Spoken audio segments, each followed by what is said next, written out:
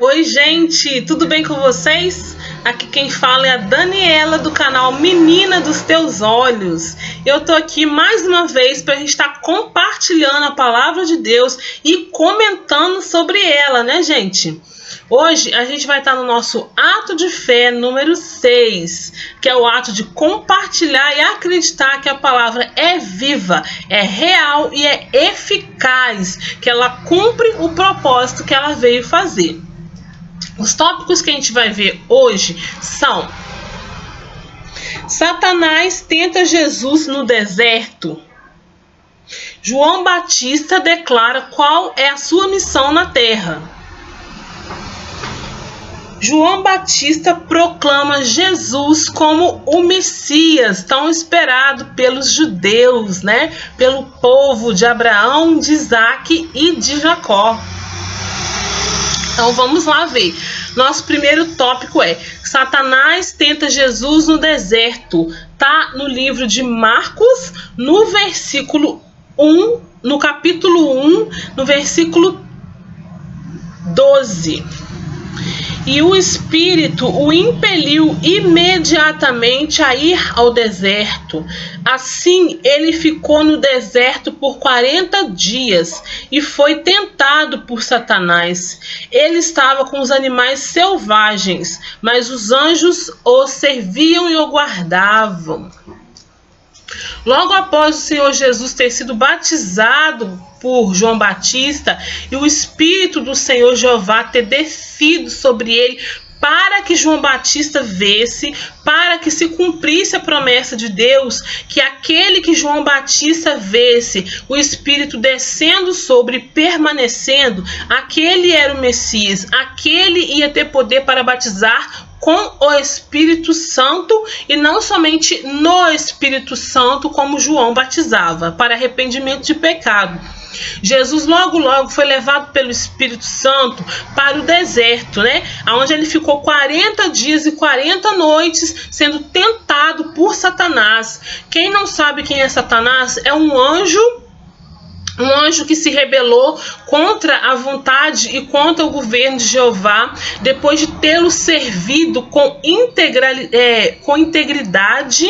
durante milhões de anos lá no céu, que é onde Jeová mora, que é onde Jesus também mora, no céu, né? O nosso Criador, ele criou vários anjos para várias funções diferentes, e dentro dessas funções diferentes ele criou Satanás, né? Que não tinha esse nome, que significa, Satanás significa enganador, significa mentiroso, né? O nome dele era outro, o nome dele era Lúcifer, que significa anjo de luz, que ele era um anjo muito iluminado, para o qual Deus criou o ouro e todas as pedras preciosas como presente, gente. Foram criados ouro, diamantes, esmeraldas, rubis, safiras e tantas outras pedras preciosas para dar de presente para a criação Lúcifer. Mas mesmo assim, com toda essa maestria de louvor, de hino, de música, esse domínio da música, da melodia, dos sons, né, dos instrumentos que ele tinha, com toda a autoridade que ele tinha lá no céu para adorar a Deus, ele não ficou satisfeito e queria montar um trono para ele acima do trono de Jeová, né? Por quê? Porque subiu a cabeça dele toda a sua beleza, porque ele era perfeito em beleza, gente. Sim, é o que a Bíblia nos conta. Este anjo se rebelou contra Jeová e contra Jesus após milhões de anos de servi-lo com integridade, porque queria o seu próprio reino, queria ser melhor do que Deus, queria ser maior do que Deus. Então, esse anjo foi expulso do céu por Jesus Cristo em uma batalha onde Jesus venceu e ele perdeu lá no céu, assim como perdeu aqui na terra também, com a crucificação de Jesus, onde ele foi humilhado, onde ele teve humildade como Deus, ser tripudiado, assassinado por homens para salvar a humanidade. Então Jesus, ele ganhou a humanidade de presente, gente. Jesus ganhou a humanidade de presente por obediência, por ser obediente. Desde o princípio que ele já era Deus, mesmo sendo filho de Deus, ele já era Deus, até tal dia onde ele recebeu a crucificação, a humilhação, o assassinato, e também ele ressuscitou 3 dias depois, né, reconstruindo o mesmo corpo morto no qual a vida retornou.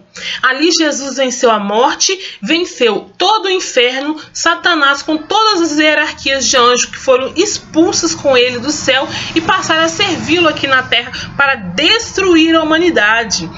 Ali Jesus o derrotou, né, e ganhou a humanidade de presente, né, para querer o bem dela e amá-la por toda a eternidade, se assim também ele for amado, né? Porque quem o ama é amado pelo Pai, é o que a palavra diz. Então, voltando lá ao deserto, Satanás tentou Jesus em várias áreas que o coração dele almejava, principalmente no governo da terra, no governo da humanidade, porque Jesus tinha muita sede, tinha muita fome, ele tem, de governar a humanidade para dar para ela tudo de bom e do melhor que os anjos têm lá no céu, porque Deus não cria ninguém para ter doença, para viver na pobreza, para viver na morte, para perder parente querido, parente amado com morte, não. Tudo isso foi consequência do pecado de Adão, da primeira aliança, né, lá no Jardim do Éden. Agora, na nova aliança, só vai haver vida e vida em abundância, que é o que Jesus diz, que é chegado o reino de Deus. O reino de Deus veio com o nascimento de Jesus e com a crucificação e ressurreição dele na cruz. Então, hoje, todo aquele que nele crê não perecerá, mas terá a vida eterna e vida em abundância. Com isso, ele foi tentado nessas áreas, né, nas áreas em que o inimigo quis fazer com que ele se prostrasse a ele, né, e o adorasse em troca de alguma coisa, né, que é assim que Satanás tenta a humanidade, que se prostrado me adorares, te darei isso, se prostrado me adorares, te darei aquilo, né, se prostrado me adorares, realizarei os desejos do teu coração, em troca da sua alma, em troca da sua vida eterna.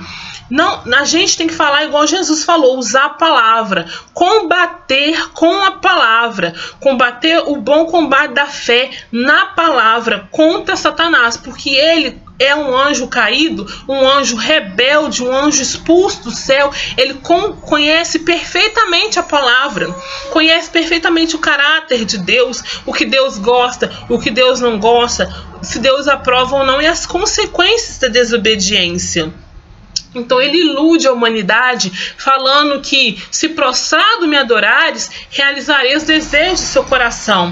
Mas Jesus disse, o ladrão veio para roubar, matar e destruir. Mas Jesus veio para dar vida e vida em abundância, né?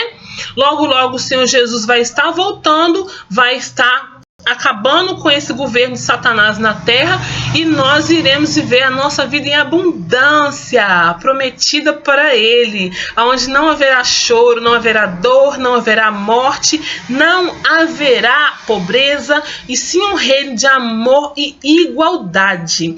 Jesus venceu Satanás no deserto durante esses 40 dias e 40 noites de tentação, onde ele estava lá sujeito à fome e também a animais selvagens.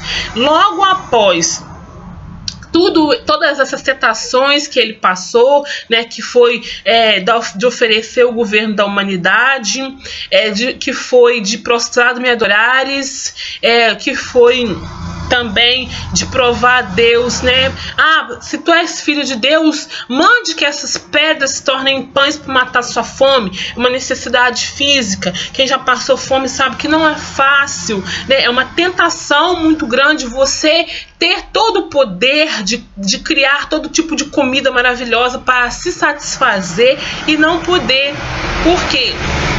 Ele não estava ali para isso. Ele tinha que cumprir o jejum. Ele tinha que provar que ele era mais forte que a necessidade física, que ele era mais forte que a tentação de governar fora do tempo os seres humanos, que a tentação de adorar a um falso Deus, que é Satanás, em troca de desejos do seu coração.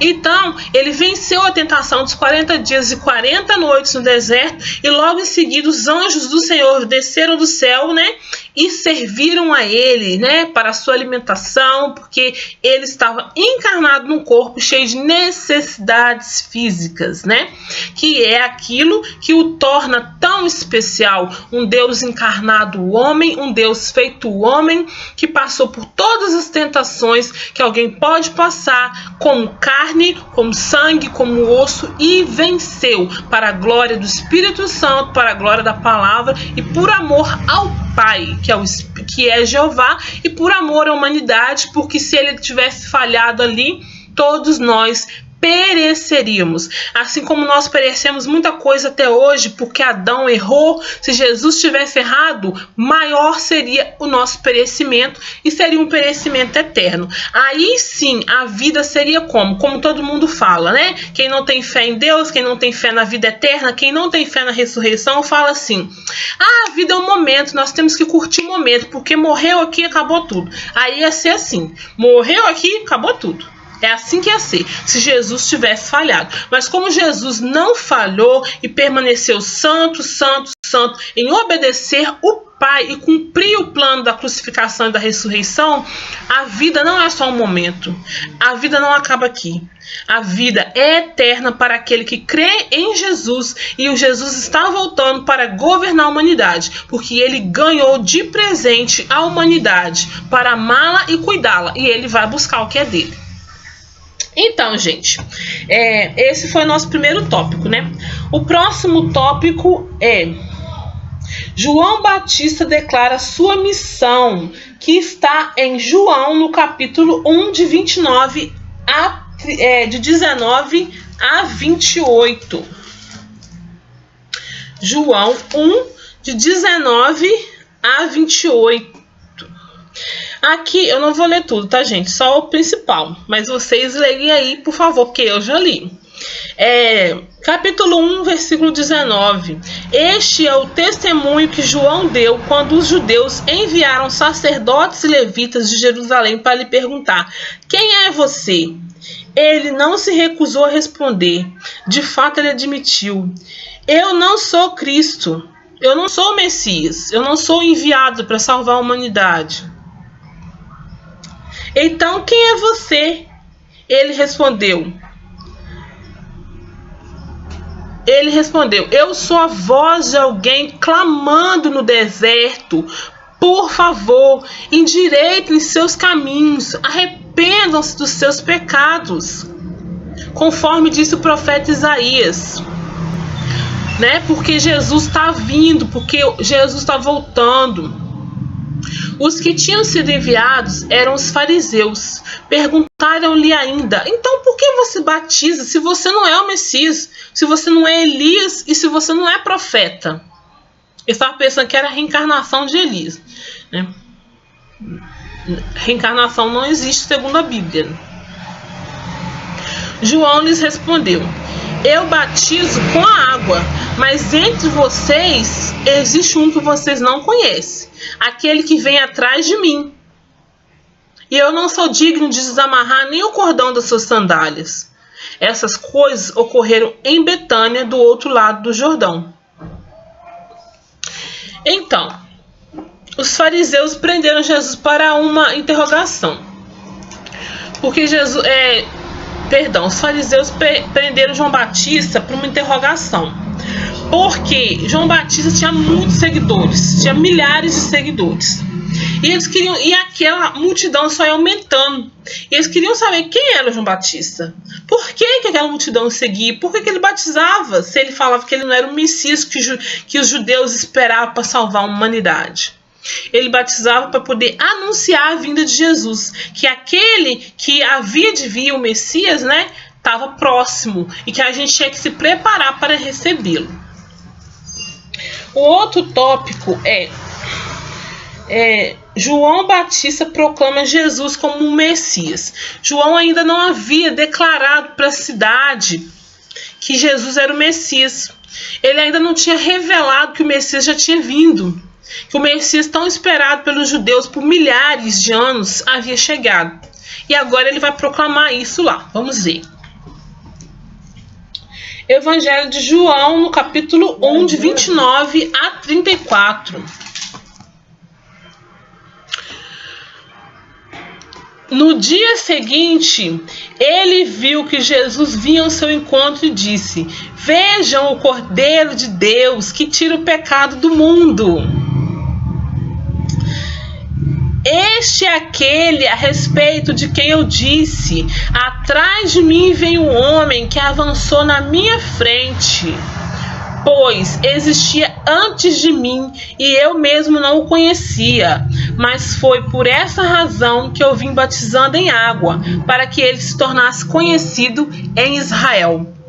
Ele fala que Jesus vem atrás dele, mas que ele já saiu na frente, porque Jesus é o Filho de Deus, ele sempre existiu. Ele já existia antes de João Batista, porque ele sempre existiu, assim como Deus sempre existiu. E naquele momento ele revela a Israel quem era o Messias. Israel é o país de Israel, tá? É a nação de Israel, é a nação judaica.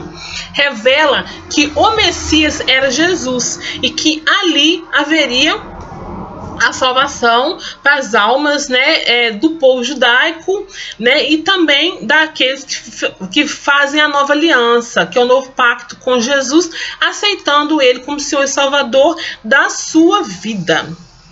Gente, a gente fica por aqui hoje.